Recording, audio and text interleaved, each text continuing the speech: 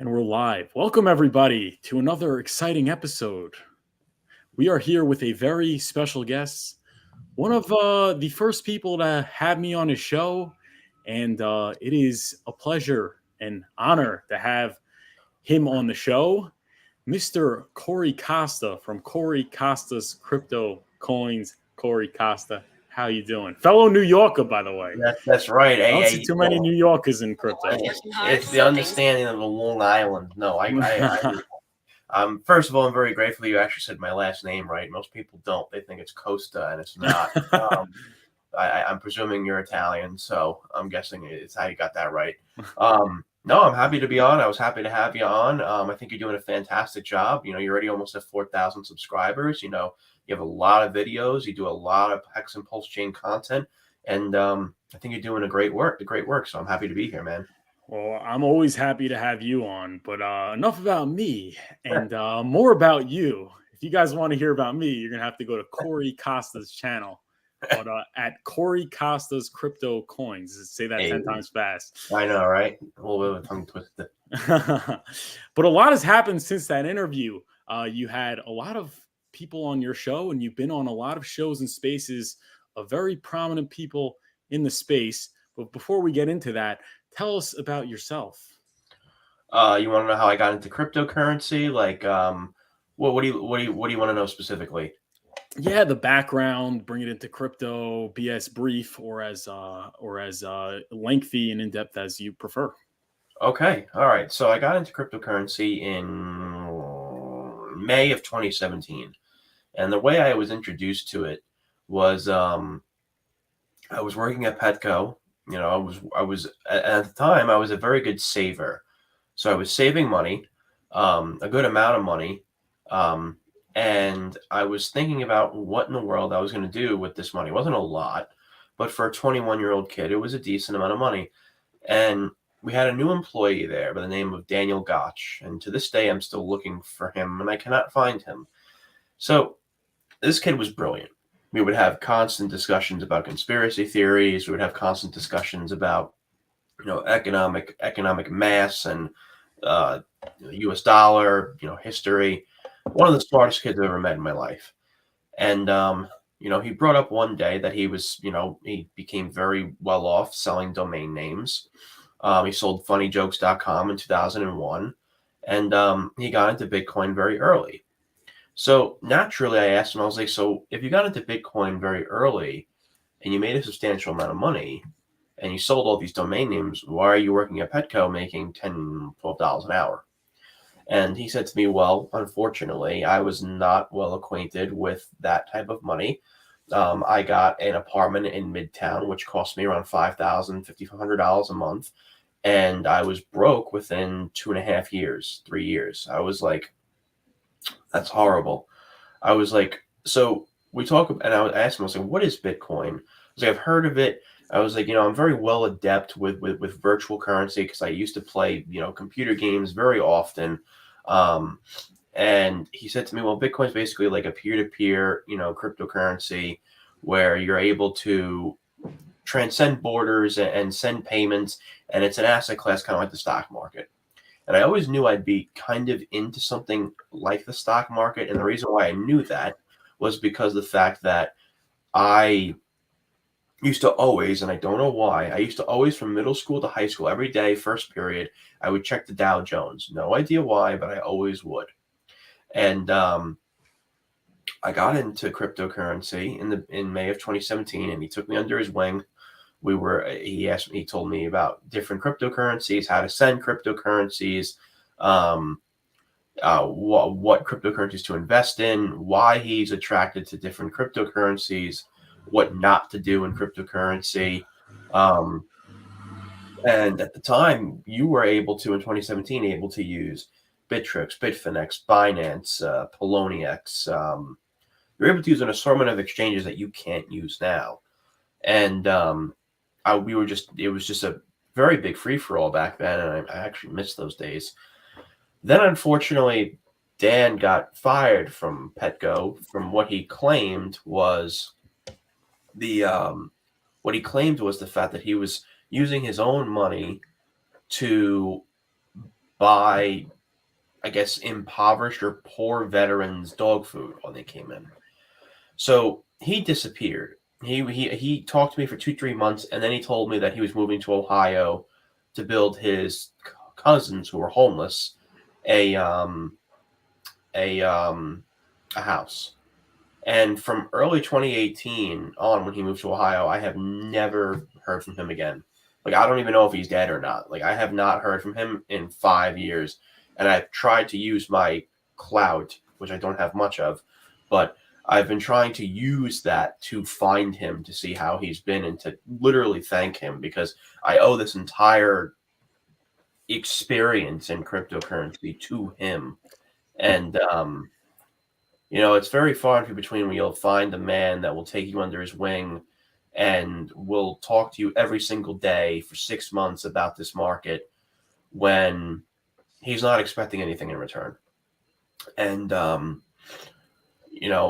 then I got my uncle into cryptocurrency in May or June, and we were distant from each other because there was a lot of hostility between him and I over monetary issues between him and my father. And that brought us together out of mutual self-interest. So we would talk every single day from I guess you could say May of 2017 till March of 2018. And then it just spiraled down into more of the rabbit hole. I mean, I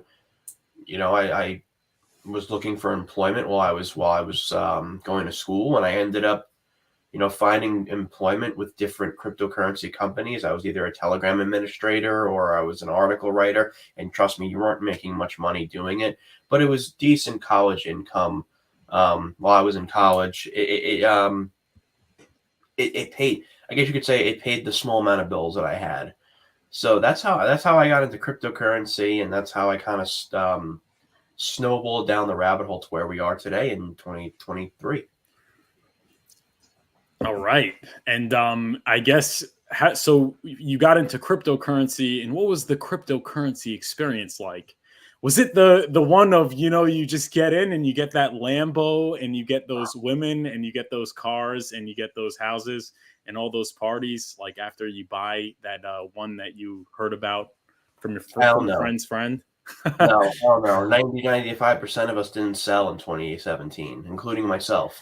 At the time, there were a few major YouTubers, and at the time, YouTubers were able to legitimately, like they are today, but a very lesser degree, they were able to move markets, like legitimately move markets. Like someone say something about a coin, that coin would skyrocket. So one of those big people, big influencers that are pretty big today, but was really big, like I would say in the top 5, was Superman.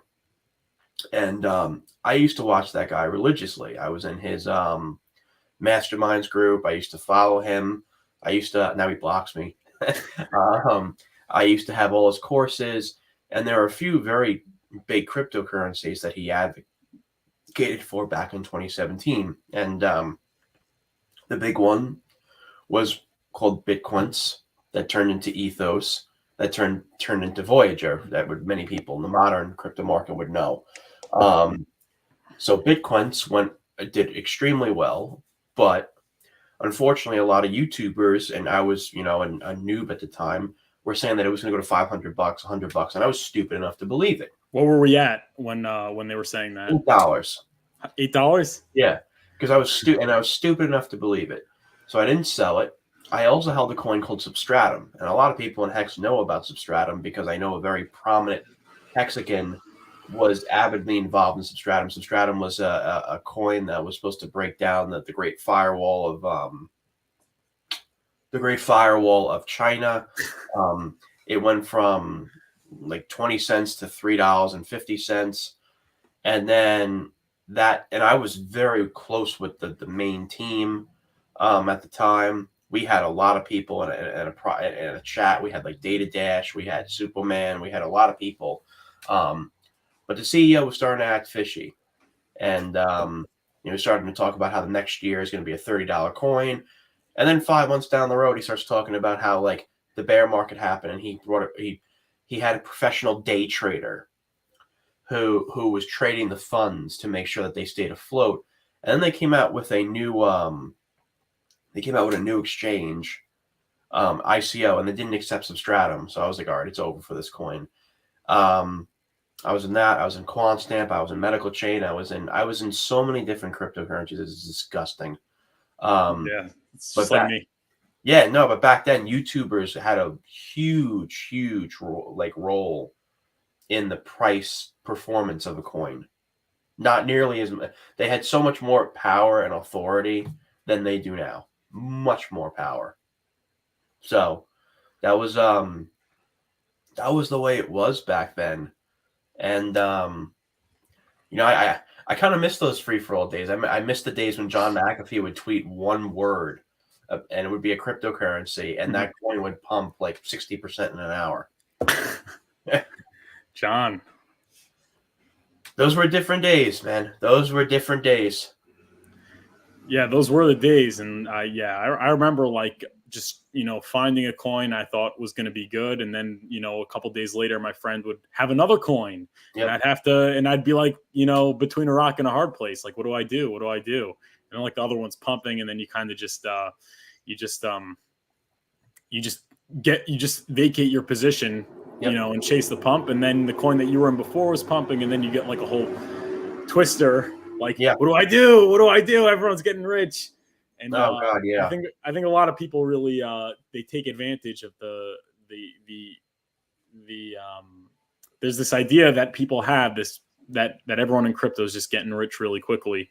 Of course. So I think a lot of people are able to really they're able to harness that that sense of FOMO to get people to buy and sell into various cryptos, which is maybe not the best thing. No, absolutely not. I agree. Yeah, and let's before we go further, we could just go say hi to the chat. We got 53 people watching. Yeah, so I see the fellas and fellettes. Go hit that like button and hit the subscribe button. And obviously in the description we have Corey Costa's YouTube channel and Corey Costa's Twitter, which you guys should both be following him on both of the channels. But Mr. Monty Fontaine, and Crypto Bigfoot, he came for the meatballs. What are the meatballs? He's a good fella. All right. The good people in here. We got Everything is Energy. What's going on? Metastaying. What's up, Furu? What's up, Metastaying? Metastaying is a patron. You too could be a patron. Links in the description, guys. Great stuff there. YNWA, what's going on? Crypto Stylist, Superstar Stream. Thank you, Crypto Stylist. She's good. She is good. She is good. We got Paladine. We got Thomas Winter and Ted Nelson. What's going on, Ted Nelson? Welcome to the stream. So any shout outs you want to give before we go forward? No, not really. I just want to say maybe a shout out to my Twitter followers, and shout out to the YouTuber. I mean the influencers in cryptocurrency who have supported me as I've grown, who have really helped me out and gaining an audience in different communities, and more of an outside influencer type thing. Even though I don't want to become an influencer, but kind of just put yourself in that position where it's like kind of have no choice. So I just wanted to say shout out to basically the HEX community. That's really all I have in regards to shout outs. I don't even know who I could shout out. That's a good point. Shout out to my dog. There we go. There you go. Shout out to Corey's dog and the HEX community. It's funny being on the other side and being like an influencer. But tell us about how you got into HEX. How'd you find that? Sure. So actually it all happened within the course of a month. So in September of 2021, I was cashed out in 2021. I cashed out in May, the day after I graduated college. And then I was bored for 5 months. Like, I was really, really bored. So this is the first time in 4 years time that I didn't have any assets in cryptocurrency. And I was just so damn bored. And I'm like, well, what am I going to do? I was like, all these projects are way too expensive. There are no layer ones that interest me. I was like, well, what's going to happen? So I get this thing in the mail about HEX, and I I started, got that too, by the way. yeah, and I was like, what is this shit? And I literally looked at it and I laughed and I threw it out. I'm like, what is this? I'm like, honestly. Then I go to a transcendental meditation course a week later, and I'm in a pizzeria after I'm done. After the class is done, and someone comes up to me and asks me, what do I do? And I said, well, I'm going to school to be a teacher, but I'm in cryptocurrency. And he sat down with me and he's like, have you ever heard of the coin HEX? And I'm like, I have heard of the coin HEX. I've heard a little bit about Richard Hart. I got that thing in the mail, but I really didn't think anything of it. So then about a week and a half later to that, a friend of mine, I remember this because I was going into, I forgot which restaurant I was going. I was going into a restaurant near my house, and I see a friend of mine on Twitter who was a very well-known trader at the time. He's been on my channel. His name's Harry.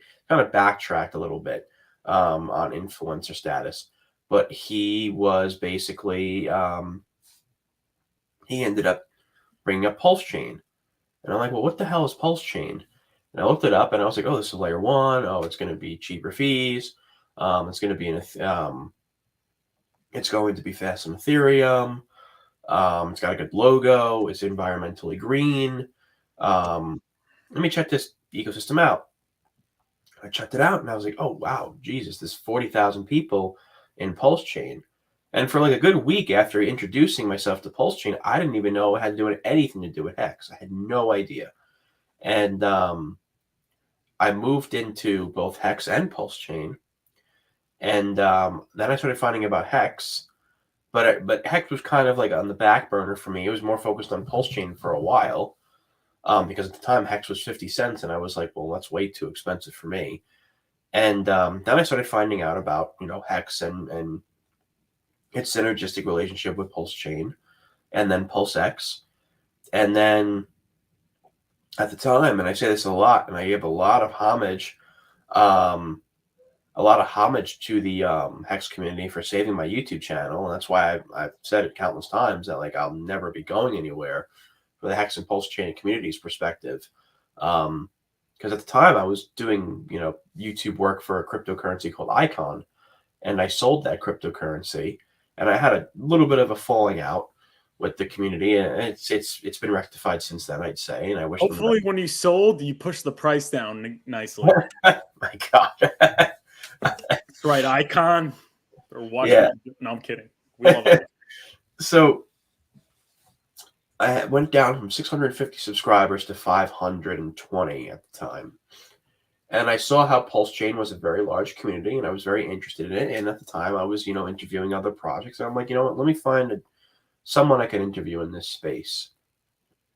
And I did. And that first interview got more views than any other video I ever did for Icon. It got almost 4,000 views in under 3 days. Now, mind you, this was during a bull market and the peak excitement of Pulsechain, where literally everyone who was a YouTuber for HEX and Pulsechain was getting like 3 to 5K off of videos easy, like really easy. And I just kept going from there. I found people to interview every other damn day because it was just so easy because there was so many damn people. And to this day, a year and a half later, it's been very, very, very, very easy to find interviews on a semi-daily basis because this community is so big. So I would say that HEX and Pulsechain have given me an opportunity to basically, one, become someone in the community, and two, it's also given me the ability to have lenses outside the community to be able to, I guess, synergistically be somewhat of a representative while being in the HEX community, while also veering and looking outside of it as well. I've had very prominent influencers on my channel, And I continue to do so. I mean, I'm having Dr. Audrey DeGray on today, who was basically the in a nutshell, he's one of the he's in the forefront of anti-aging medicine, anti-aging longevity for human beings. I've had Charles Hoskinson on. I'm having the founder of BitTorrent and the creator of BitTorrent on next week. I've had Laura Loomer on. I've had a lot of people on, and I have a lot of homage to HEX and Pulsechain to for that subscriber count.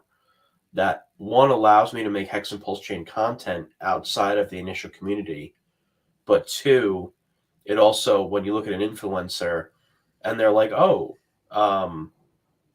this guy has a decent amount of subscribers. All right, I'll go on his channel. So, I got a lot of thanks. Leverage. It's important. It's important. So Johnny Chaos calls it leverage, because you can show, look, I have this many following, and you should come on my show. Yeah, it's funny because it's true, but at the same time, there's truth to that 100%. But there's also personality that plays a role. Like, I know a lot of people have asked me, like, how do you get these influencers on your channel? And I literally just ask. Like, there's no formula. There's no, like, all right, I'm going to ask him at 9:15 p.m. EST on Tuesday because he's always on Twitter at that time. No, it's more along the lines of, like, maybe you get into the DMs and you write "sugar daddy?" question mark. I'm kidding.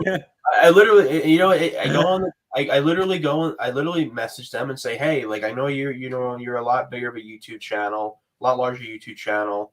I know you may not have time for this, and I really understand and I respect that. But I was wondering if you wanted to come on my channel. I specialize in interviews. This is who I've interviewed in the past. This is how I've done it, and it's been I don't know if it's luck. I don't know if it's chance. I don't know if it's just the way I message them. But I mean, I think people are just, not any specific community, but rising, YouTubers who really want to get in touch with these other, like, big names. Like, they just don't ask for some reason. It's like if you ask Charles Hoskinson to come on the stream and he doesn't answer, like, what's the worst thing that happens? He doesn't answer, or he says no. Like, not a big deal. Same thing with Big Boy. Same thing with Crypto Wendy. Same thing with Benjamin Cohen or Crypto Capital Venture. Like, it's all about, like, all you gotta do is ask, and if they say yeah, that's great. That's a perfect stepping stone. If they say no, all right, whatever. On to the next one. So yeah, there you go. Lesson for life. Before we go further, we got Chad Donner Schwans says, Corey looking like he front squats Volkswagens in the thumbnail thick. Yes, I said on Twitter that I had a hard time making that thumbnail because his arms were getting in the way. Corey, you are a huge dude. yeah, I know. Tell us how much you're bench pressing and squatting real quick. The camera really does. For the ladies. The camera angle really sucks. I'll tell you that much. It's garbage because most people, I'll tell you in a second, but most people, when I went to PulseCon, at first they're like, oh, we thought you were really, really, really, really fat. And I'm like, well, yeah, the camera angle. It's funny because the camera angle makes it like that. Because the camera adds like fucking 50 pounds, so it's true. But I've been exercising avidly for quite some time. I've been exercising for quite some time. What's the numbers? Corey? I've never done a 1 rep max for bench press, but my bench was 350 for 3. Oh my gosh. Or 3 plates on each side, and then 10s, and then 2 5s. So that's 315, 345 for 3. And I don't usually do regular squats. I usually do hack squats, or I usually do hack squats. The hack squats. Then hack squats, I do 5.5 plates on each side, which comes out to, and I suck at regular squat, mind you. stuck a regular squat, but hack squats. Hack squats. I'm at I did. Again, this is not indicative of what you can do for regular squats because it's a machine. Because I don't squat normally, but hack squat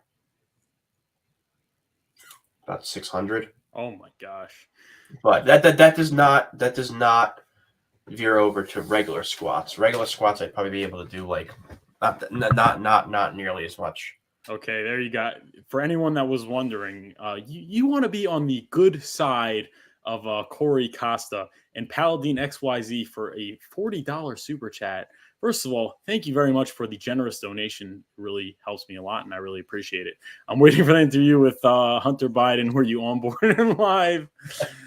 Yeah, listen, asking can't hurt. That much I'll tell you. We have celebrities in the chat, 80 people watching. Go hit the thumbs up. First of all, Balliet Brand. Could we give a shout out to Balliet Brand? Balliet. What's going on? That was one of my first live streams. Balliet was literally one of my first live streams. I think it was and the first person I ever had live streamed on was Hex Orca. And then I had Balliet Brand on, and I was not acquainted at all with what the hell is it called? I was not acquainted at all with live streams, and he was very patient with me. So I'm very happy about that. Yeah, he's very encouraging, and he's also a very talented streamer. He's got to get back on the horse, in my opinion. But obviously, if you can't, it's fine too. But we're waiting for you, Balliet Brand. And I appreciate. You said he was your first streamer. After my first stream, he tweets out like, "Oh, I just found this guy. He's really awesome," and it got me a lot of subs. And he sends a $33 super. Well, thank you, bro. Thank you so much for the generous donation, Balliet Brand. Really, really appreciate it. Or Chad Brand. There you go. Actually, his last name's Balliet. I think it's Chad Balliet. But very, very, very much appreciated. We thank you very much. And thank you for obviously the shout out as well. There you go. 86 people watching. Go hit the like button, subscribe to the channel, and make sure you go in the description and you like and you subscribe to Corey Costa's Crypto Coins and Corey Costa's Twitter. Another celebrity. This is like the Lakers game when they pan out to this. We got Funding Jim in the chat. Funding Jim was recently on the show. Thank you very much for tuning in, Mr. Funding Jim. He's also very into outreach, so it's good that we have him in the crowd as well. Indeed. Agreed. You need those type of people. You need those type of people to break that barrier because, it's all. This is a ubiquity in every community. Like, you have the people that are very large in the community, and that's great. But they're only big in that community, and then you have people that know how to actually reach out to other people, like for example, like Funding Jim, and that's very important. It's very valuable because it's very necessary to have those people that have the ability to, I don't know, I guess it's almost like a representative to other communities, I guess you could say.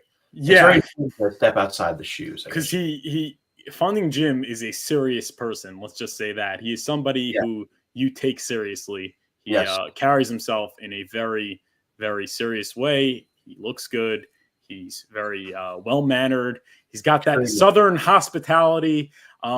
It's very optical, and not to mention his mind works very well, to say the least. And we got Johnny Chaos is in chat. Hello. Every single time I do like one of those calls with people, which you guys could book in the description, which are free, by the way. And, they all say, "Oh, I love the Johnny Chaos interview. Could you have Johnny Chaos back on?" It's like, what am I, chopped liver? You guys just want to see Johnny Chaos.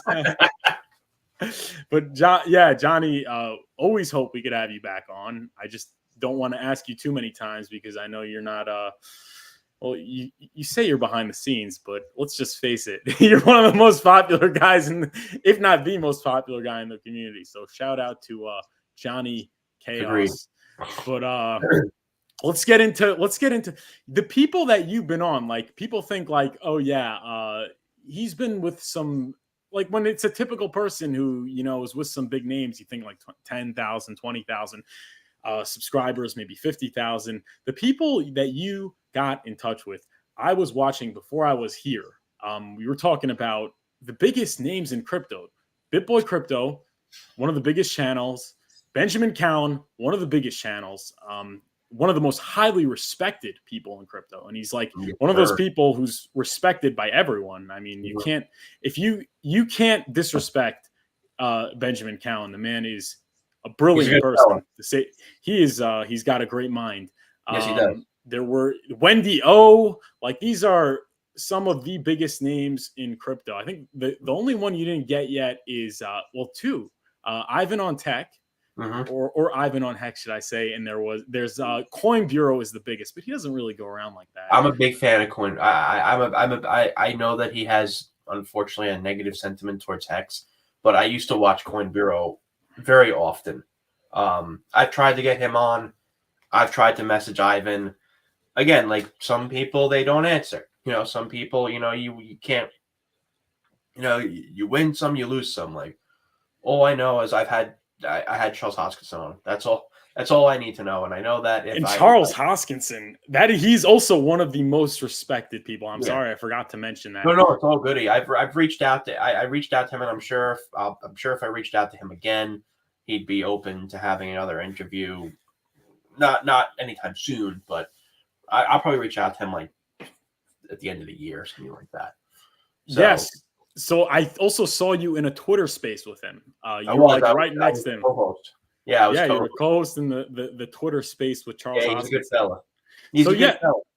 So do these people know that you come from Hex, that you're big into Hex and Pulsechain? They're aware, all of them. Yep. The majority of them, at least. I mean, I know that BitBoy knew.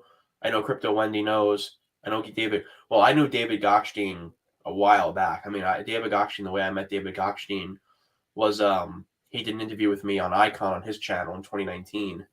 And then I worked for him for a little bit. That's another thing. Working in this space, they call you a paid shill. I don't really care. So I don't really care. I mean, I get to literally sit home and just market and not have to go to some brick and mortar job. So it's a nice feeling. So when anybody insults me like that, it's like okay. But besides from that notion in being in cryptocurrency and the employment sector opens up a lot of doors surrounding influence, because the people who you talk to, some of these influencers are also colleagues by proxy. So like it really does benefit in a lot of ways. You know, I have to say, if I didn't work for Icon, I would have not had Blockchain Brad on my channel, Ian Bellina on my channel, Crypto Beatles on my channel, Crypto Lark on my channel, what's his name? Joe Blackburn, who created Crypto Coin Trader on Facebook. I wouldn't have had all these names on. And then some of these were very big names back in 2019 that have kind of like stepped back from cryptocurrency. But the ones I just named were very big names back in the previous run, for those of you who may remember.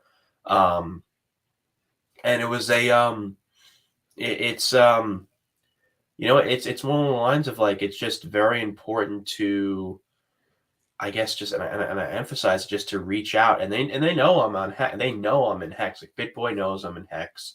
David Gokhshtein knew I was in Hex. Crypto Wendy knows I'm in Hex. Charles Hoskinson had to know I was in Hex, because I would presume that he looked at my YouTube channel prior and saw all Hex. And he probably saw the live chat as you were streaming. Like, yes. When Hex, ask him about Hex, Pulsechain, Pulsechain, Hex. So Benjamin Cowan, I know he knew about Hex. Laura Loomer, she didn't know about Hex, but I tried to, give her a little bit of information about it, because I know that many people said they would accept donations. I mean, that they would give her donations. So it's more along the lines of like, the way these people come back to your channel is you don't make it a shill fest. Like when I'm talking to Charles Hoskinson, I'm talking to him about his product. And by that proxy, and about his product, and I give respect to his product, he'll give respect back to me, which by proxy opens doors to, I guess you could say, commingling between what you define as HEX and what you would define as Cardano, for a perfect example. So, it's more along the lines of like, if I had Charles Hoskinson on my channel and every question I asked him about was like, why don't you stream with Richard Hart? What do you think about Richard Hart? Tell us about your feud with Richard Hart. Like, it wouldn't make for a very good interview, and he'd probably leave 20 minutes in, and rightfully so. But when you talk to him about, his product, and you express interest, and I'm a holder of Cardano, and I like Cardano a lot. So, it's just a matter of a time and a place for things. There are ways of when people know that you're from a specific community, but you act as a representative of I guess you could say, of their interest as well. I guess there's a mutual respect. Like, for example, I know there's someone who was really not liked by a lot of people in the HEX community, and I understand why. And it's Matty Greenspan. But I hit him up and be like, listen, like, you have an acquaintance in the HEX community. If you ever want to come on and talk to me about your grievances, not everyone in the HEX community, it's usually a very small amount of people, we're not very combative. Like, just come on and tell me, have a conversation. That's it. Did he say yes? No. But did he block me, or did he have a decent conversation with me? Yeah, he did. He's like, I appreciate it. You're a good fella. And we had a decent conversation. It's the same thing with who else? Who else have I had this? Eric Wall, for example. That's another one. Eric Wall was one of my most viewed Well, Eric Wall, you could actually say, "What's with the feud? Why don't you want or HEX?" And like he would actually that say, you can. That you can. He's the official HEX troll. I actually showed the article to Johnny, and Johnny's like, I don't want to talk about him. No. It's but it's just like rightfully so. No, of course. And I've had him on, and just interesting perspectives on what he conveys is what he believes and what he doesn't. And it's it was an interesting discussion, and I'm not sure if it changed anything. I hope it did, but that's just I asked him again. It all goes down to like just asking. Like, you never know who's going to say yes. You never know. Yeah, very true. And we got 87 people watching, so please hit the like button. I'll never know if they'll say yes. And subscribe to the channel. And then you go into the description. You got Corey Costa's crypto coins. You go subscribe to that, and you go follow him on Twitter at Corey Costa 123. Links in the description. As Johnny Chaos says, don't hold the spotlight. Share it. What was it? I love that quote. I say it a lot. The spotlight, not competing. And I think that a lot of people need to get a little wake up call with that. A lot of people are competing, and it's annoying. So Johnny Chaos says, now a word from our sponsors. Has been business practice since the newspapers and radio. It's common business practice in all industries. You don't have to like it, but you don't have to watch it, but it is normal. Imagine how many jobs would be gone if no one could advertise or accept any kind of sponsorships. There you go. What is your take on that? I got nothing wrong with I agree with Johnny 100%. I love his view on capitalism. I mean, so many people are like, Paige Schiller. He works for, crypto. He works for a cryptocurrency project. Like, I mean, like, listen, like, marketing is a part of any industry. Promotion is a part of any industry. YouTube content in regards to cryptocurrency is a part of any industry. You're a YouTuber, you know that ad revenue is an insult. You're not going to be able to survive off of ad revenue unless you have like 1 million subscribers and you're getting hundreds of thousands of views daily. It's not going to happen. Like, it's just not realistic. People think that YouTubers make a shitload of money on a 5K view video, and without like a super chat or like, what we'll call it? Oh, like without super chats or super likes or whatever the hell they're called, super thanks. Like, you're making maybe, I don't know, $100 if you're lucky.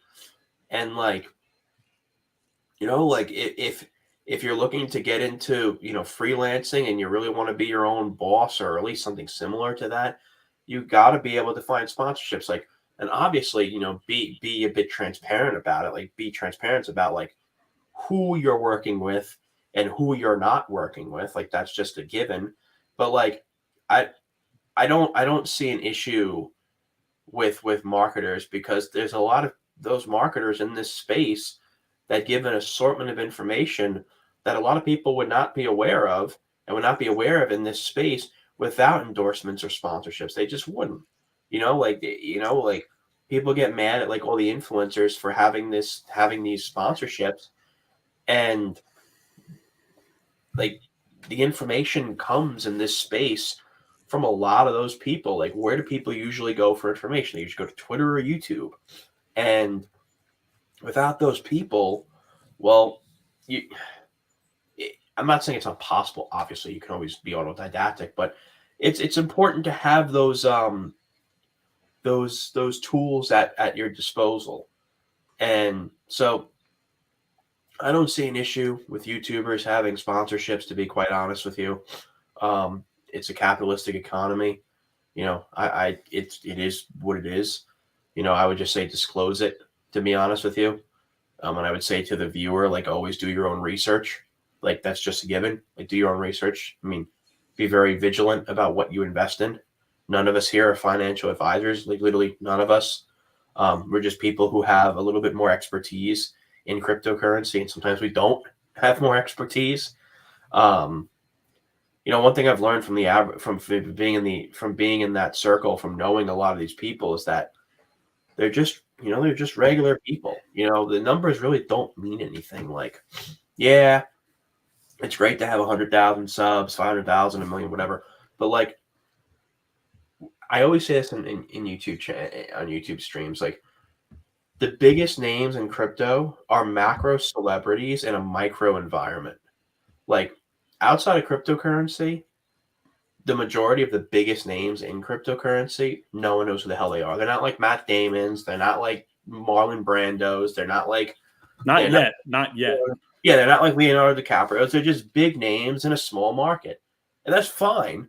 But like, understand that, all people are human, and, like, a good way to put it is, the Wolf of Wall Street. No one knows which way the market's going to go. No one knows, no matter what TA says, no matter what, fundamentals say. No one has a damn clue. Yeah. Like, this is the God honest truth. So, I would just say be prudent with where you get your advice from. Be prudent when you're looking at new projects. Always do your own research. Be vigilant. And I would always check descriptions of YouTubers, because generally the disclosing is in that YouTube is in the description, or if they'll say it on the video. Mm-hmm. So it's just important to understand that economic metric when it comes to cryptocurrency YouTubers. So, all right, fair. So I guess, I don't know. I personally, I don't do sponsorships, and I could definitely empathize, because it's very hard making money out there. But I'm very confident that the coins I'm in are going to take me to the promised land. But I also have a Patreon, so everyone has to be held accountable to someone, and I'm to my patrons, so you guys could check that out. There's some excellent content in there, and there's a meeting every Sunday, 12 p.m. you could attend. We got a Discord group and all those kinds of things. It is not easy making money in this industry, and that's not. I could definitely understand why people do it, but I don't know. Yeah, so I guess let's get more into like the influencer thing, because you have quite a bit of exposure from influencers. There's a common theme of influencers when it comes to HEX, and that is the word neutral. And we know that a lot of them have sacrificed for Pulsechain. I mean, that's known. We know BitBoy did it. We know Ivan on Tech did it. Well, Ivan on Tech actually is he's not neutral, but Rand Neuner, the Moon Carl. He doesn't even dignify it. Like, he doesn't even give it the dignity of like even mentioning it, which I don't like. But what is your take? Why are all these influencers so neutral on HEX? I think it comes to a lot of things. I think the first thing is the pre-existing notion of I think the first question is the pre-existing perspective on HEX and Pulsechain and Richard. I think that's the first thing. That pre-existing notion that's existed since the inception of HEX of, well, is HEX this? Is HEX that? All these questions. That's the first thing. The second thing I think is that I think that these channels understand that unfortunately their viewers have an unfortunate either disdain or I guess you could say passive approach towards HEX. So it's just they choose not to be involved in HEX. And third, I think a lot of people in the influencer community have they've stepped back from at least from an anecdotal perspective, they've stepped back from Richard because of the abrasive outrage marketing he did over the last year, which I think garnered him a lot of followers. I think it did its job. And I think that as humility transcends abrasiveness with him now, I think more influencers, especially when Pulsechain launches, and there's a legitimate ecosystem in Pulsechain with hundreds of products on it, I think influencers will open to the light that HEX and Pulsechain are not what people perceived it to be in a negative light. I think it's all about maintaining a position that is amicable to their subscribers. And I know from being in the from knowing these people, from knowing a lot of influencers, that unfortunately their communities, not just them, but their communities which make up their clout, they don't look at HEX in a very positive light. And that's unfortunate in a lot of ways as a result of, I would say, rumors, yellow journalism, sensationalism in the cryptocurrency media that paints HEX and Pulsechain in a very bad light. I think there's a lot of factors on that. And I also think that a lot of the influencers just don't understand the mechanics of how HEX works. So they'll jump to the presumption that it's a type of cryptocurrency that may be nefarious. And even though, in my opinion, that's not true, they don't look at it from our perspective. But I do believe wholeheartedly as things expand and Pulsechain expands, I do believe that that type of animosity or neutrality towards HEX will kind of waver in the end in Pulsechain. I think right now there's a lot of trepidation, and I've seen influencers who have basically said to me when they bring up HEX, and I ask like, why don't you like HEX? And they'll basically respond with, I don't like the founder. And a lot of people will judge a product on the basis of the founder. I mean, which I kind of disagree with because I can't stand Bill Gates, but I have an Xbox. So, it's you can have an appreciation for the product that someone makes without I don't know, loving the founder. I don't think it's I don't think it's you have to have both. And I think that's a lot of issue that I think a lot of influencers have. And I also think that a lot of Bitcoin maxis who have clout, when Richard left the Bitcoin maxi territory, I think it created a lot of animosity amongst the big Bitcoin maxi names. But more and more, like even like Benjamin Cohen, for example, Crypto Capital Venture, for example, they've become very neutral, positive on HEX, and I remember I was talking to Crypto Capital Venture, who's a very big name in Cardano, and he was like, it doesn't matter if it's Cardano, HEX, or Bitcoin. It's just personalized crypto journeys. This is how we get acquainted with cryptocurrency, so it doesn't matter what coin you get into. I'm like, well, I really wish more people believed and perceived crypto in that perspective. So I think it comes down to a lack of information and what their followers perceive it to be. So they have to also adhere to their followers. And I also believe it has to do with the abrasiveness over the last year and a half. But again, I believe with humility taking over, I think that will kind of take precedent, and I think that a lot of the negativity towards HEX and Pulsechain will kind of go away once Pulsechain launches. And if it launches perfectly or near perfectly, I don't think you'll see that animosity as frequently, especially when you start seeing an amalgam of different communities coming on to Pulsechain, because then it would be antithetical to be insulting your bag. If you sacrifice for Pulsechain or PulseX, or you end up coming into Pulsechain or PulseX after it launches, and you're a developer from another community, and you're avidly building on it, it would be kind of shooting yourself in the foot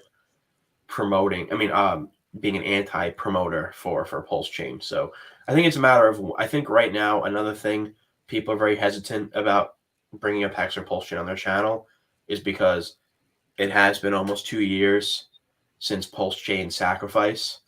And a lot of people outside of the Pulsechain community, they're like, well, what the hell is going on? They're not keeping up with updates on V3. And they're like, well, what the hell's taking so long? It's been almost 2 years. So there's a lot of hesitancy there as well. And I also think it has to do with the subpoenas and things like that. So I think there's a lot of things that come into play in regards to people's neutrality on HEX for now. There's a lot of things to break down. You broke it down very well. I think it's not one single thing. It's very multifaceted.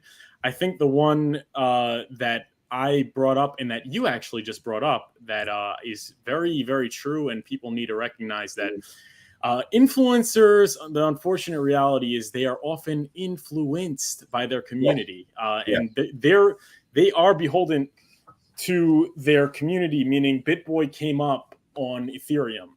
He was big on Ethereum, and he was, I guess, relatively early.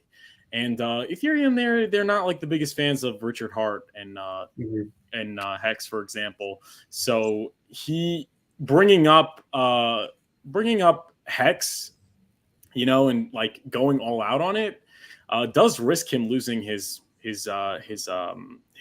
community, because they might leave for elsewhere.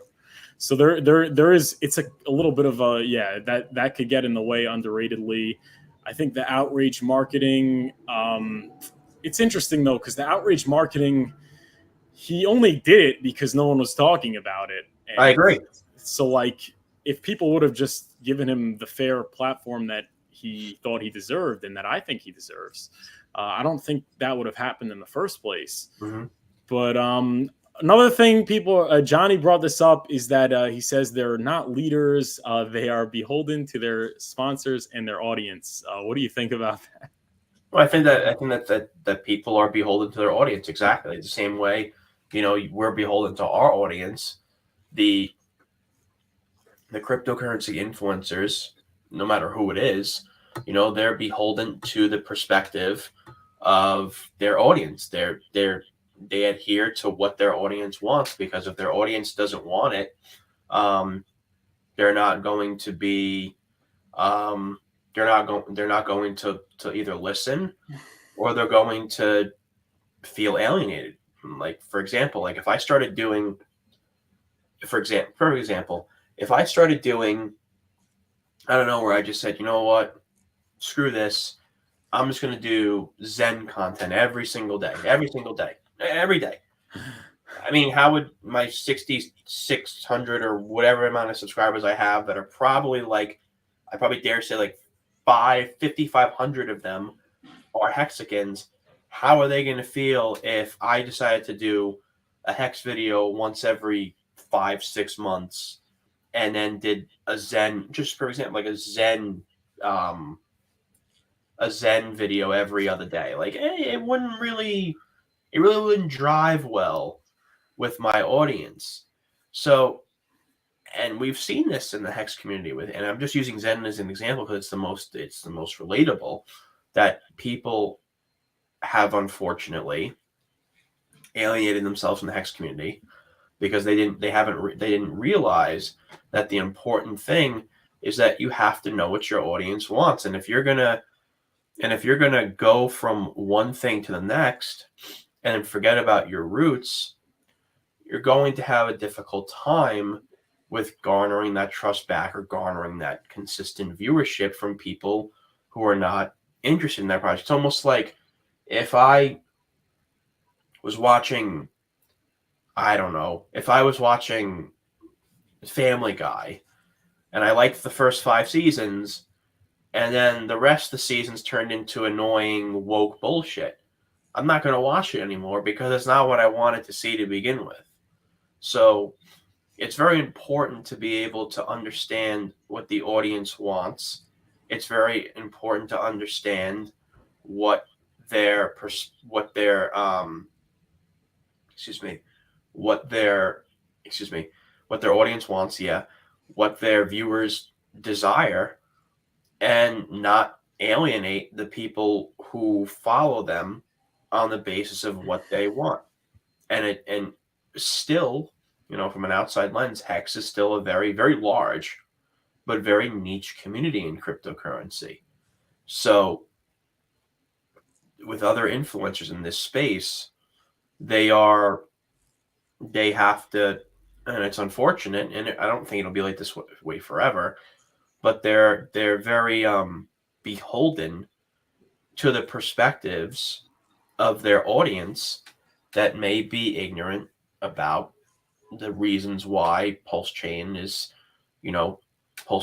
taken, some time, or how HEX really works, or, Richard Hart himself. And there's a lot of unfortunate bad press about Richard that people will look at first glance and make presumptions and then not look at the big picture or actually look at the positive sides, and they'll jump to yellow journalism, and they're beholden again to their audience. And that's, as you said before, like, you're beholden to your content. Like I said, if I started making Zen content, I'd literally lose my audience, I'd lose my subscribers, and I lose my viewers. Like, it's just the way it goes. Like, you make content on the basis of what people want, and that's all I could say.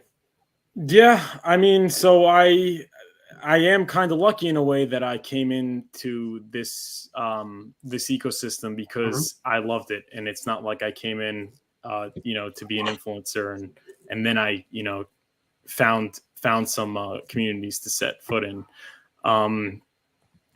but it is, yeah, I mean, I don't know, it is.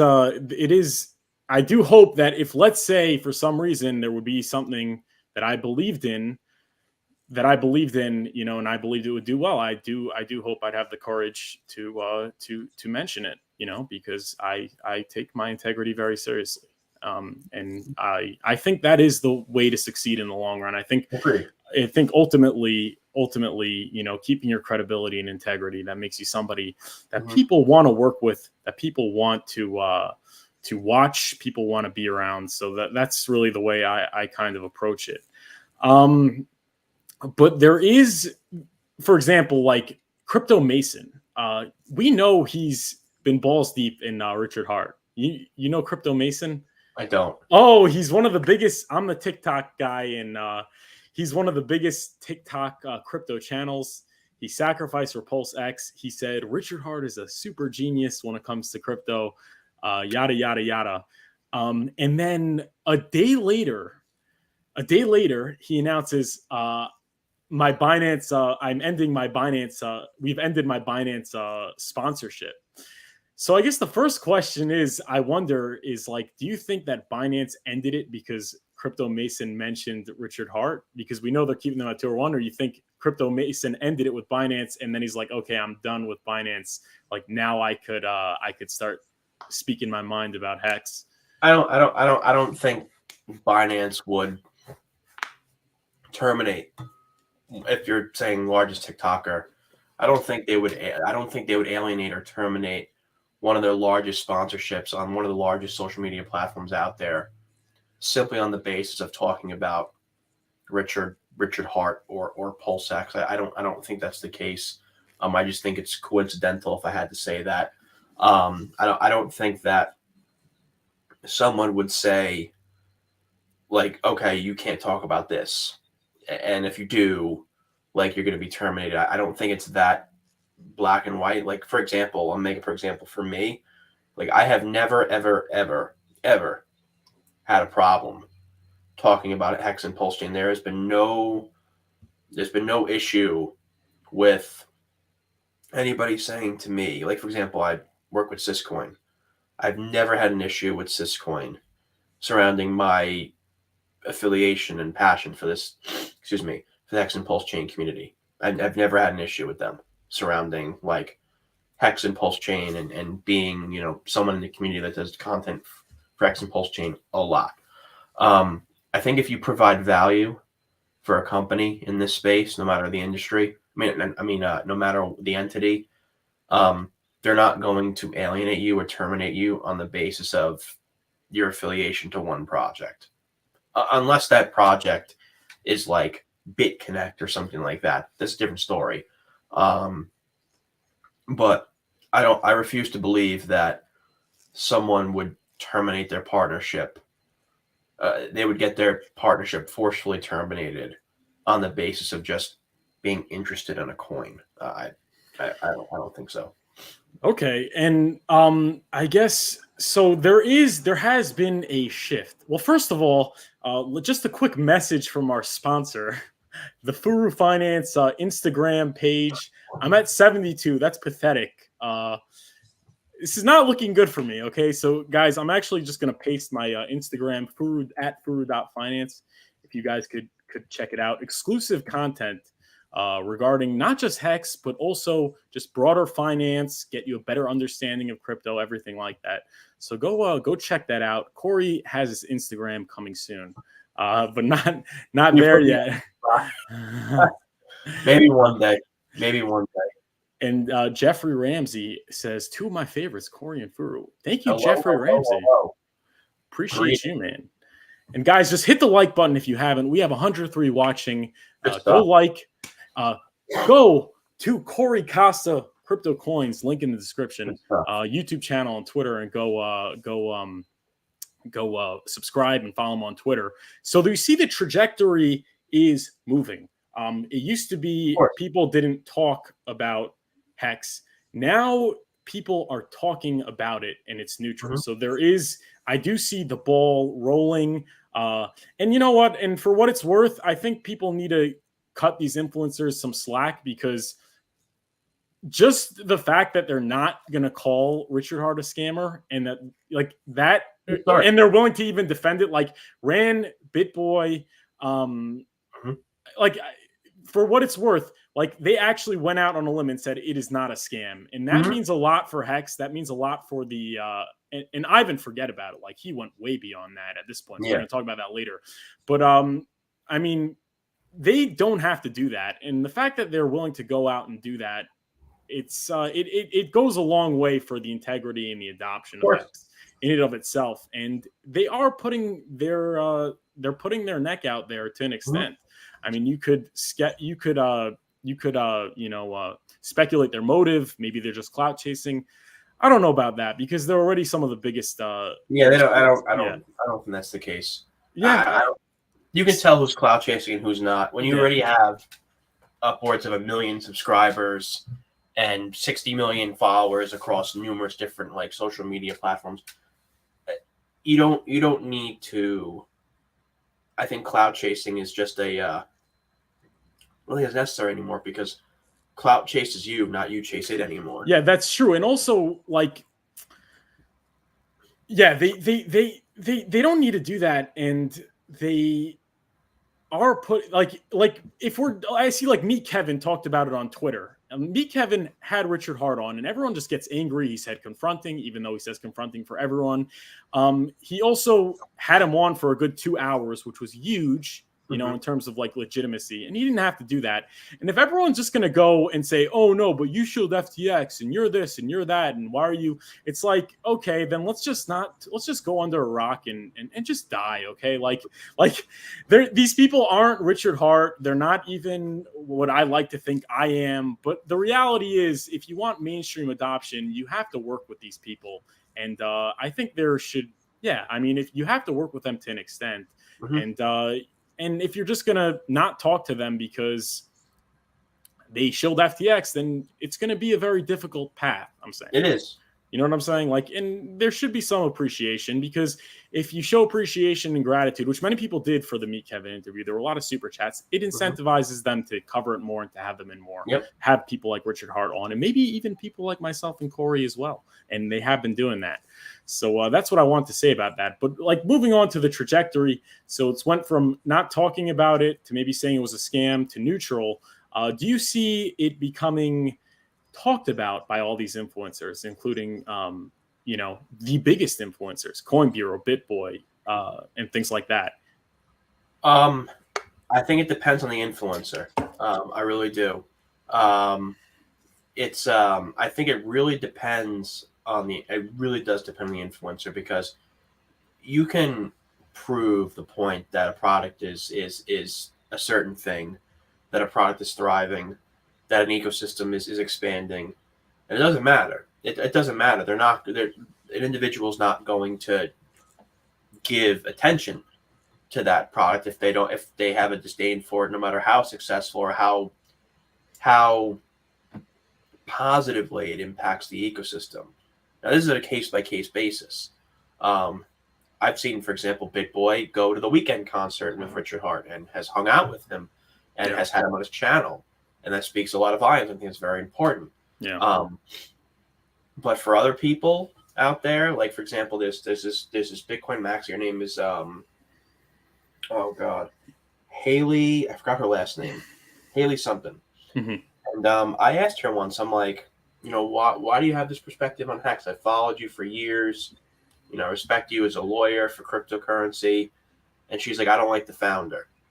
I'm like, well, you're not going to be able to persuade someone, no matter how successful the project is, if they're going to have animosity, and their animosity is going to fog their perspective on a product on the basis of anger or I guess you could say a lack of clemency.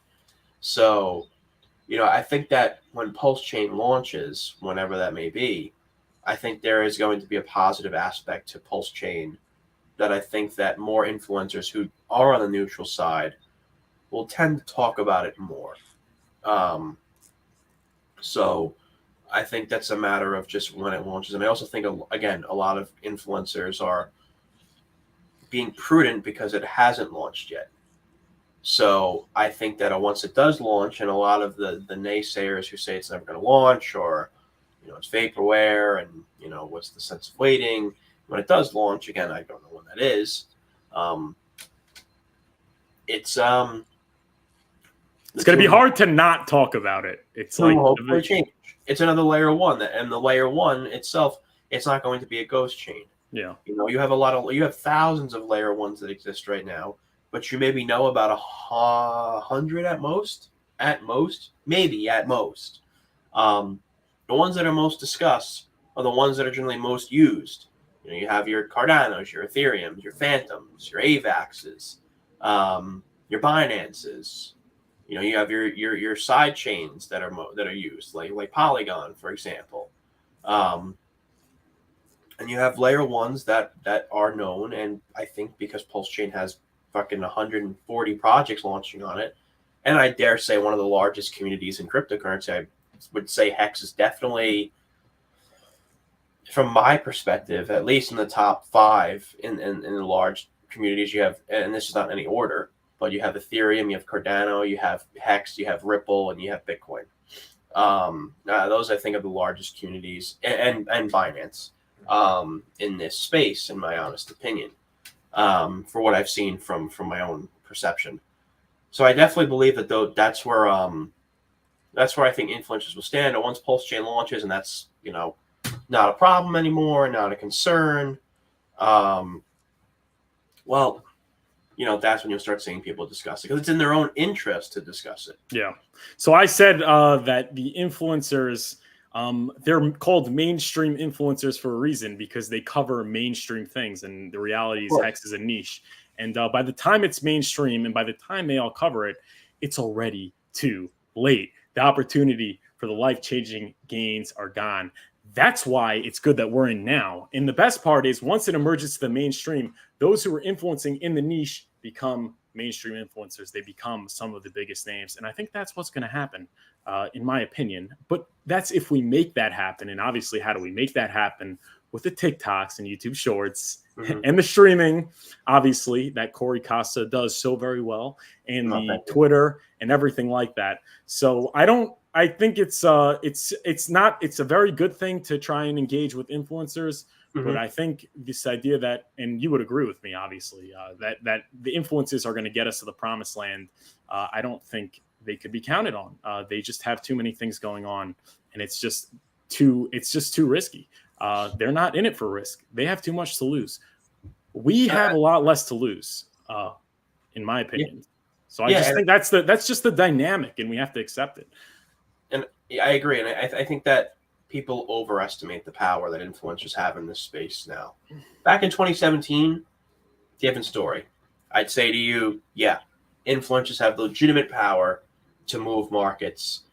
YouTubers have the legitimate power to move markets in a flash. Now I don't see that anymore. Even with the biggest influencers out there, you just don't see that. You'll have an influencer talk about a project, and there'll be more eyeballs on it for a time, but it's not like it was in 2017 where you'll have a massive move in price. Well, that's because like you're talking about Bitcoin and Ethereum and Cardano. Those are like very, very liquid projects. Oh no, I'm just talking about in general. If they would, if like someone like BitBoy would be constantly covering HEX the way he would cover like Ethereum, and that's gotta because the liquidity is so low. It's just it could very well have it could very well, but I'm not debating that, but comparatively to 2017. With how small the market cap was back then, because remember back then, most of that year was sub 100 billion market cap. That's a very small market cap. I mean, even 1.1 or where the hell we are trillion market cap, that's even small. But like 1 billion, 100 billion, like you could. And again, there wasn't 23,000 cryptocurrencies back in the day. There was 2,000, for what I remember. So. But I do believe the influencers' power in moving markets has waned a little bit since 2017. Do I think it would help? Obviously. But do I think that they have power to make us go 500%, not 500%, 100% in an hour like they used to?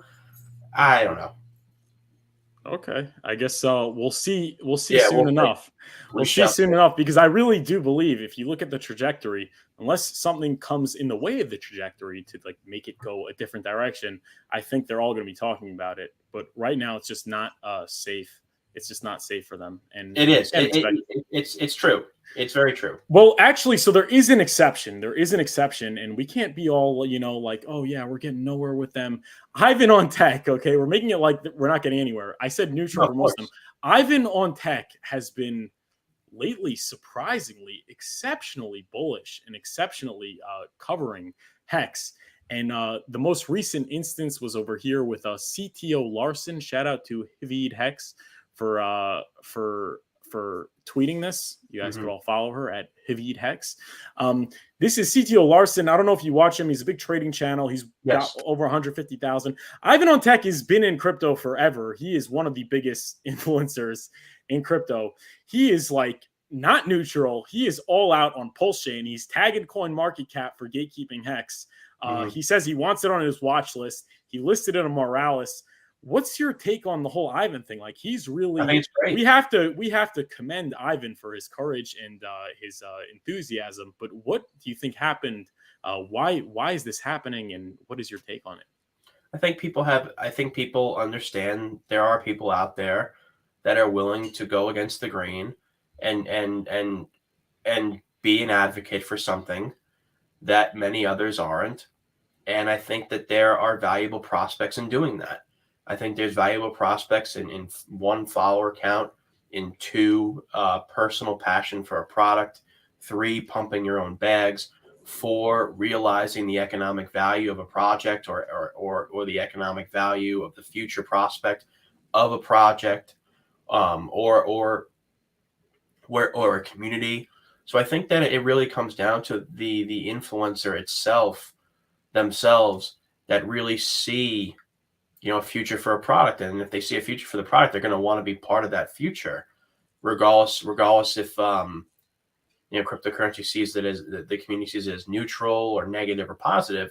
And I think Ivan is one of those few gentlemen that are very that don't care to be neutral, and is willing to take the quote unquote risk to be able to put his name behind something that a lot of cryptocurrency influencers look at with trepidation. So I think there's a lot of positivity surrounding his ability to talk to people and have that connection. Yeah, and I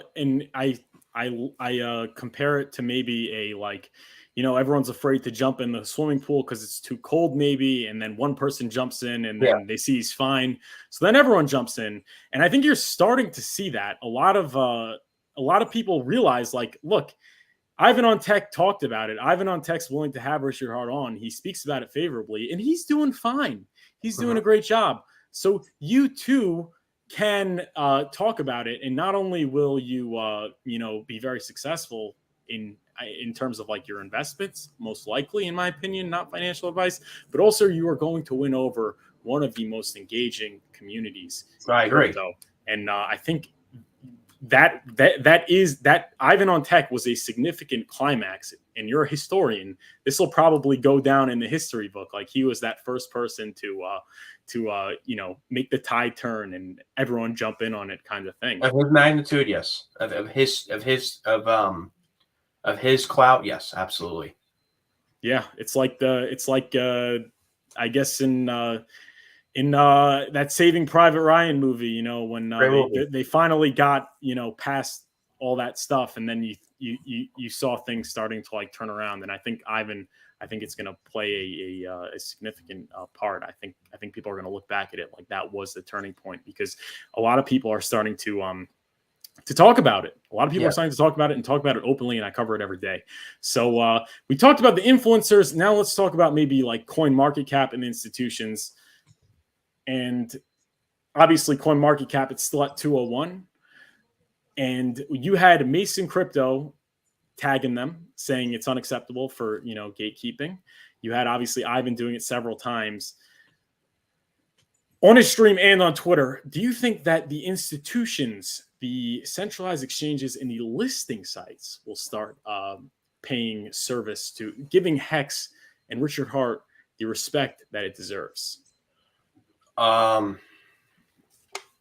don't know. I've messaged CoinMarketCap. I've gotten responses from them, talking about the determination of what defines, what number a particular cryptocurrency is and why it's a number, depending on the market cap, the liquidity, or whatever.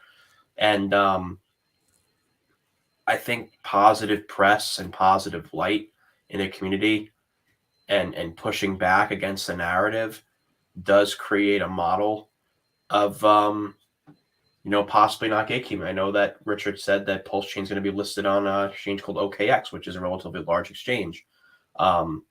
So I think that, yes, where there is money, when there is value prospect, and when there's not controversy, in their eyes, yeah, I think that in the future we could have some type of notion that maybe exchanges or centralized entities will have more of a perspective a positive perspective towards HEX and Pulsechain. I do think that there is a narrative to be said there as more things come out, that it's positive, that it's safe, that it's okay to put your reputation behind.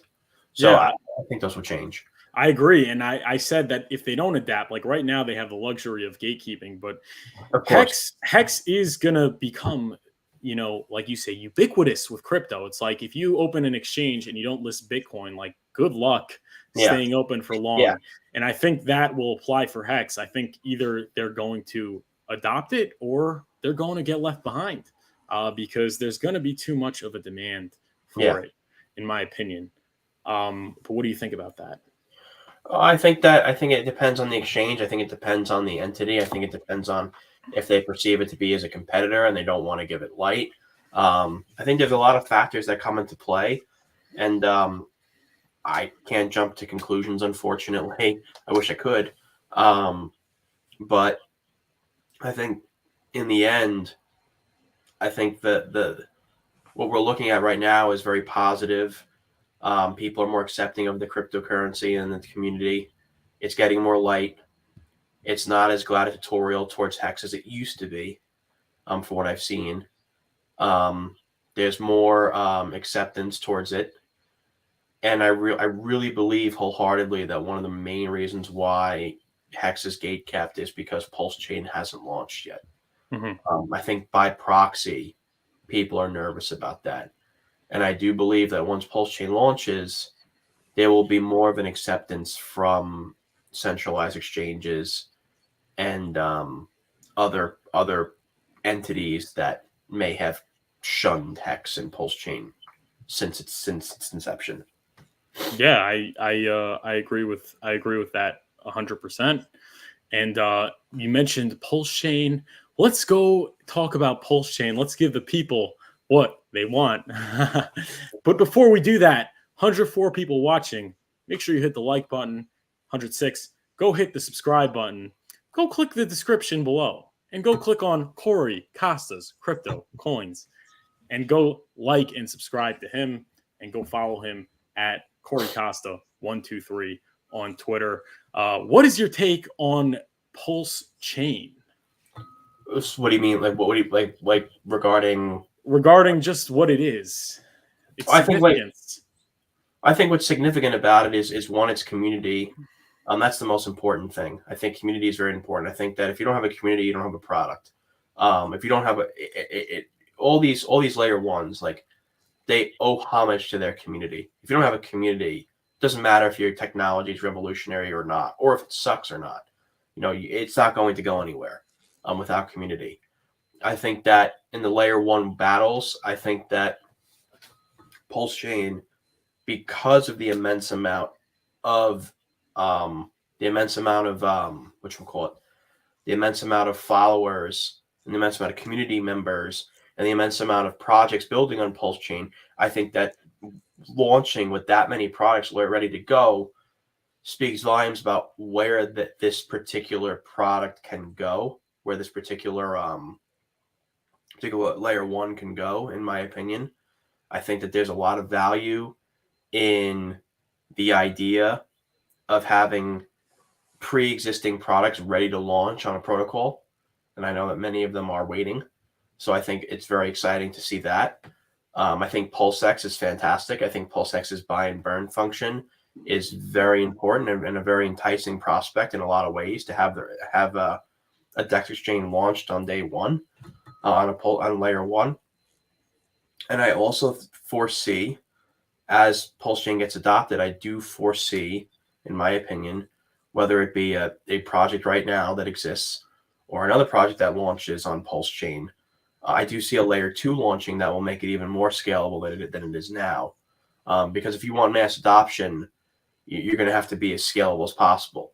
So I do believe that Pulsechain down the road will have someone develop, maybe even Richard Hart's devs, develop a layer two that will assist, or a side chain that will assist in scalability. So I'm very optimistic in Pulsechain and PulseX's future. I think that from a layer one standpoint, community is everything. I think it was Vitalik who said it best.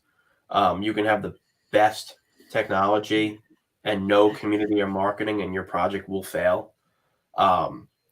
And we have a community, we have marketing. It's all free marketing too. Like, no one's getting paid to do this. So you definitely have that ability to market, and you have the technology, and you have the DEX exchange and the communities behind it. So I think that Pulsechain, I'm very excited for the Pulsechain launch. I don't know when that will be. I have my speculation, but I think that Pulsechain, what gives a lot of Pulsechain legs is the amount of projects launching on it, in my opinion, and the community backing it. All right. Well said. Well said. I guess, do you have a day for V3? I don't. say they've been saying it's days away for days. Yeah, I know. I'm just gonna flat out. I mean, again, not financial advice, not a perspective that I'm literally pulling this out of my ass. I don't know, but if I had to honestly guess, probably, if I had to guess, again, don't take this as gospel, anybody, please. Late April, early May. V3? Yeah, V3. Wow. Late April, early May. But Yeah, Richard said almost here. I've heard almost here for a year and a half now. Where is it? I have the tweet up. He's like, testnet V3 is coming soon. It's all synced. What's going on? What's going on, Corey? I'm just, 2 more weeks. We'll see. I may be completely wrong, and it may launch tomorrow. But I just, I'm going on the basis of patterns. Past patterns. They don't definitely indicate future results, but I'm just going off of what I've seen. So I'm presuming probably late April, early May, and I'm thinking we'll launch. Again, this is all speculative. Again, like I said, all speculative. I think that Pulsechain will launch probably, if V3's length is indicative of V2's length, which V2's length right now is going on in a year. V2B has been a year. I remember making the video last March on how to put in the RPC stuff on MetaMask. I don't think I hope V3 doesn't take a year, but this is all speculative. Oh no, don't. No. Yes. He's gonna say a year? I'm gonna say 2024. 2024. Early 2024. About late 2023, early 2024. Dude, I had people outraged in my comment section when Abit said September mainnet. So you're giving me a lot of trouble, Corey. Yeah, I am. Because I'd rather not expect it to come early and be, I guess you could say, disgruntled. Yeah. I'm already patient. We've been here from the start. Well, I didn't get here with the Pulsechain sacrifice. I got here about 3 months later. Mm-hmm. But it's already been a year and a half. And again, you're right now in an accumulation phase in a bear market. It's I don't know how long V3 will last. I don't know the intricacies of what needs to be fixed during V3 and why it needs to be fixed. So once V3 launches. So V3 launches, and then I'm thinking, a couple months, maybe a little bit more. So we'll see. I'd like to hope, again, that Pulsechain launches this year. But again, I don't know. So hoping for the best, expecting the worst. That's the way we're going to put it. Yeah. But at least Alan Fizz is okay with it. So if everyone's mad in the comment section, we have Alan Fizz. That's my boy. There we go. Thank you, Alan Fizz. Ameh. But I see it like either way is fine. am very happy with this accumulation period. It's been giving me a tremendous opportunity to really get a lot of T shares and HEX that I otherwise would not have gotten if it launched back in May. I don't think we would have seen 1.7 cents. So if that means that I have more time to accumulate, then so be it. And if that means that Pulsechain launches early and I can't accumulate as much, so be it as well. But let's talk about the HEX price action. I mean, we've been seeing like incredible. Before we do, we have 117 people watching. That's a lot. Are you subscribed to Corey Costa's crypto coins? Well, if not, then go link in the description and subscribe to Corey Costa's crypto coins, and then follow him on Twitter at Corey Costa123. Also, word from our sponsor, furufinance.com. Are you having trouble navigating these markets? Are there some things you don't understand about cryptocurrency? Or do you want to learn more and up your game? Go book a free one-on-one today. Links in the description. Or join the Patreon and join the community of like-minded people. Links in the description. But now let's get to it. What is your take on the HEX pump? Absolutely incredible price action, which has been forcing the topic. Like, people have to talk about it because it's really been moving up against the market and with the market. So right now we're at 8.66 cents. So yeah, talk about it, Corey. It's very nice to see. It's very refreshing to see after you know, a year and a half in a bear market with HEX. It's very refreshing to see. I remember, you know, seeing 8.5 cents almost a year ago. It was about a year ago. Yeah, about 6 to 8 months ago, maybe even longer. So it's very refreshing to see. I think a lot of it's based on the anticipation of V3, and I think that, you know, the reason why it's rising in valuation is because of V3 and the expectation that Pulsechain is coming. And I also think it's also a matter of the market is now, you know, rising in valuation. You know, Bitcoin was, you know, its bottom, in my opinion, was 15.5, whatever the hell it was. Oh, there's no 11K in Bray. I don't think 11,000 is coming, to be honest. I would agree with you. Yeah, I don't think it's coming. 15, if we had all the banks go under, maybe Bitcoin pumped. No, I mean, if we had two bank runs that were like the biggest crypto banks and Bitcoin pumped, like what worse could happen? Exactly. Yeah. So 15.5, you know, HEX, and then HEX went down to 1.7, and now Bitcoin's at whatever the hell it is. We have that right here for you. Wow. So look at this. You know, 26,000, yeah, 26,000 Bitcoin. You know, a rising tide, whatever the hell that quote's called, a rising lifts tide. all boats. Yeah, there you go. Good call.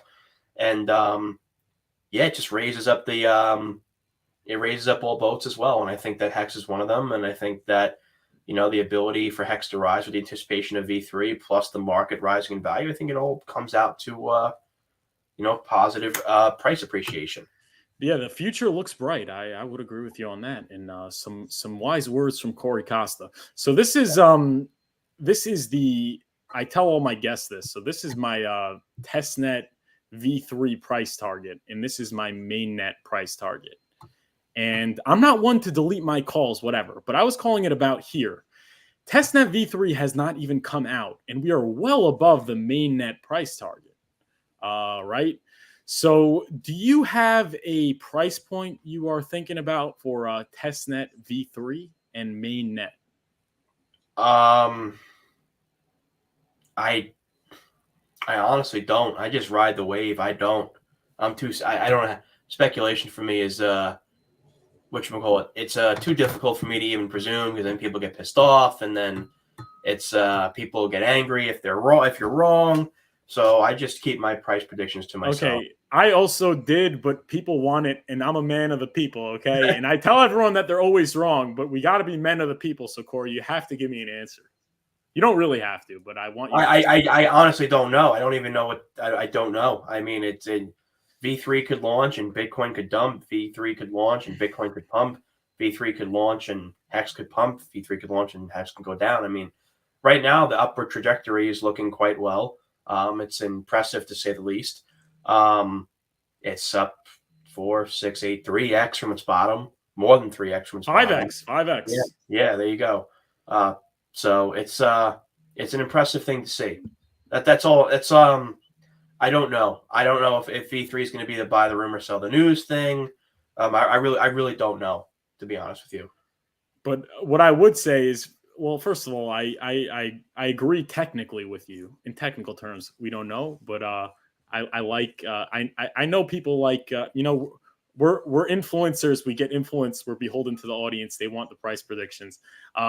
Could you see all time high? Could you see a scenario of all time high on mainnet launch? Well, for sure, if it's 2024. So I guess V3 all time high. Can you see a V3 all time high? In HEX, probably not. In my opinion, probably not. Well, I'll tell you, we already did a 5x from the bottom. Another 5x. We're talking all time highs. Oh, I agree. I agree 100%. I just don't. I personally don't see that. Maybe I don't personally see that. It is apparent we're not going to get anything out of anything further. No, out of you're not. No. Listen, I completely respect it, and obviously that means you're an honest person. So I guess yeah, but I guess the thing I would say is if you've been in, the past couple months and you're still here, which you all are, you guys should be go out to dinner or something, okay? I mean, it's looking nice right now, and all the FUD seems to be fading away. Yes, I agree. And the future looks bright. What do you think about the future, Corey? I think the future is bright. I mean, personally for me, I will say my average DCA is like 2.8 cents. So that's, a good DCA in my opinion. I think 8 cents is a good DCA. It is. There, so. Yeah. I think that, with Pulsechain launching, I think HEX will get a lot of positivity as a sister community, basically, as a sister Richard Hart project. I think the future is bright. When Pulsechain launches, I think that a lot of the fear and the animosity towards HEX will kind of disappear. So I think that the future is bright. Well, at least for me, I think it's bright. I agree. And Pete Swag says, "Give a price here. I'll go 35 cents by August." I like it. But I guess the next question is, so there's obviously HEX, there's Pulsechain, and there's PulseX. We didn't talk much about that.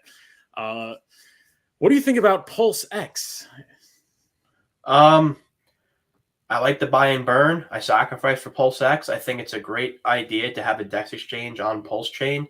I think a lot of people are excited for PulseX, and I think one of the main reasons is because a lot of people didn't sacrifice for Pulsechain, so they got into PulseX as a result. So I think that it's indicative of how many people sacrifice for PulseX as opposed to Pulsechain. So I think that PulseX does have a bit more of a, especially the newcomers, has a bit more eyes on it, even though it's kind of like the prying eyes seem to be on Pulsechain, but I believe underlying it's PulseX.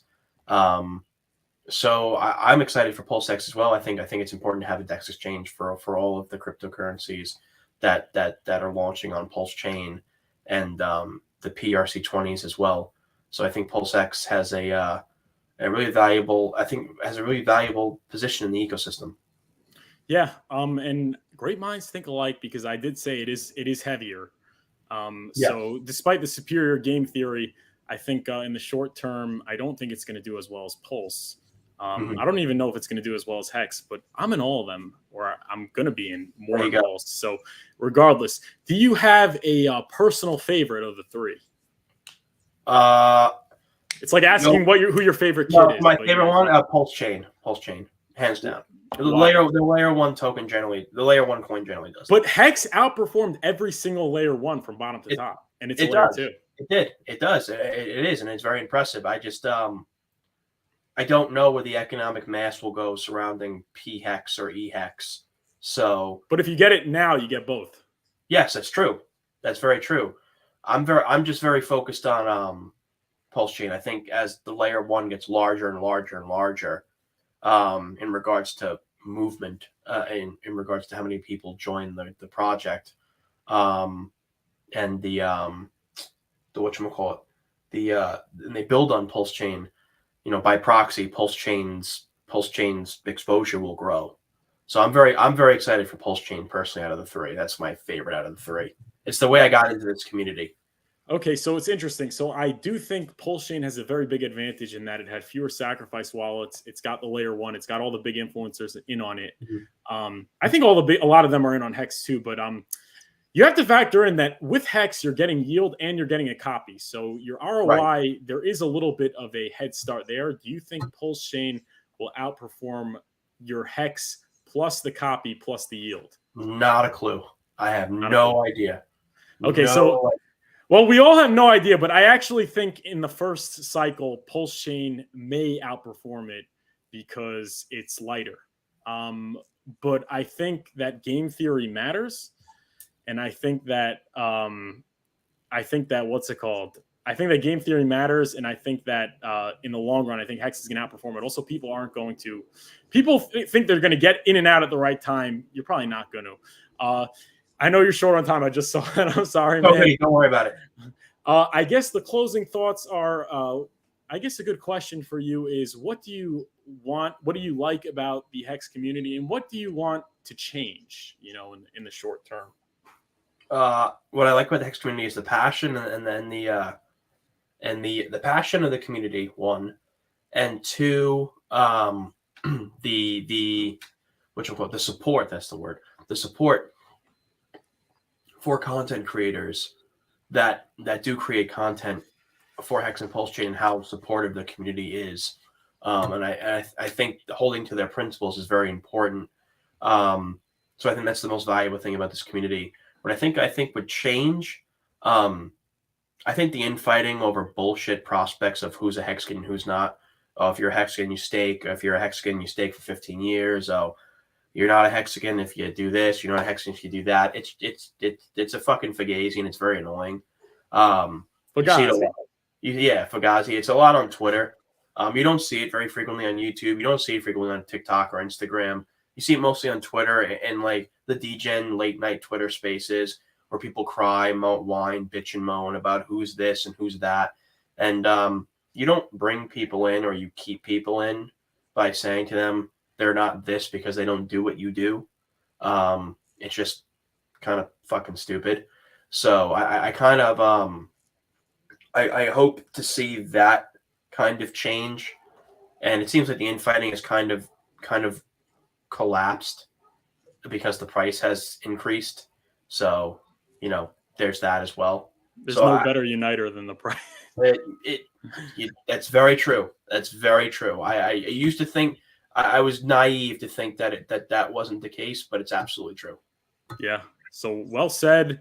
Amazing words from you. We have 131 people watching. I urge them all. We need to share the spotlight, because if we share the spotlight, we all win. If we're selfish, no one wins. So you are going to click the description right now. This is what you're going to do. You're going to scroll down past the free one-on-one and Patreon. You'll get to that later. You're going to go to subscribe to Corey Costa's YouTube channel. You're going to subscribe to Corey Costa's YouTube channel. You are also going to follow Corey Costa on Twitter. You're also going to like and subscribe this video. You're also going to follow me on Instagram. That's in the chat. I only have 75. Get me to 100, please. Okay. Corey, tell him to follow me on Instagram. Follow him on Instagram. You guys don't have to follow me on Instagram because I don't got it. So you guys don't have. So make sure to follow Furu in my stead. There you go. And I'm going to show your Instagram once it comes out. I know it's important, and I really urge you to do that, and obviously TikTok and things like that. But absolute pleasure having you on the show. I want to thank you again, and you're always welcome on the show. And we will see. Thank you, man. And we will see you guys Sunday, Patreon, Monday, 12 p.m. Eastern time. Have a great rest of your day.